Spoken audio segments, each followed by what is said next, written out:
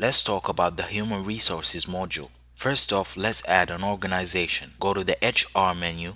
You'll see these expandable folders. Click and expand the organizational management. There are two more expandable folders inside the one we expanded before, the inquiries and setup. As the standard type of our ERB, in the setup folder, you can set up and add a new job roles, skills, and other different information that will represent your document. Inquiries folder consists of documents to view or read the transactions conducted by the user.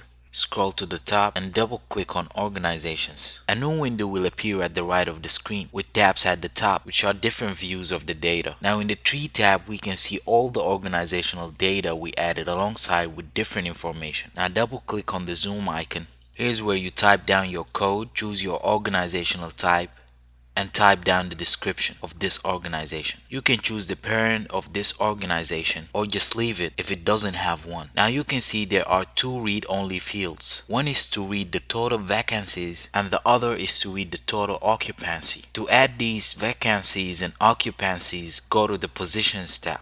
We can add new positions and choose all the job roles we need and which can be available for us. As we can see, we have the salesman job role from the sales organization, and so on. We can add the vacancies of each position as well as view its occupancy too. To add a job role in order to appear for us in the organization, then you have to go to the setup folder.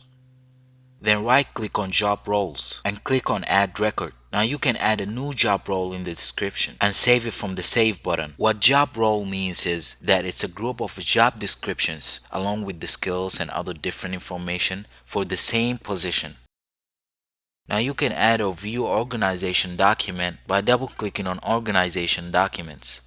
As you can see there, where you can define the main organizational issue date and expiry date so that you'll be notified according to the configuration and to manage the documents of an organization. Let's close all these tabs and add a new employee. Collapse the organizational management folder, then expand the employee administration. Right click on employee, click on add record. A new window will display at the right with tabs at the top. In the main tab here, we can assign the employee organization.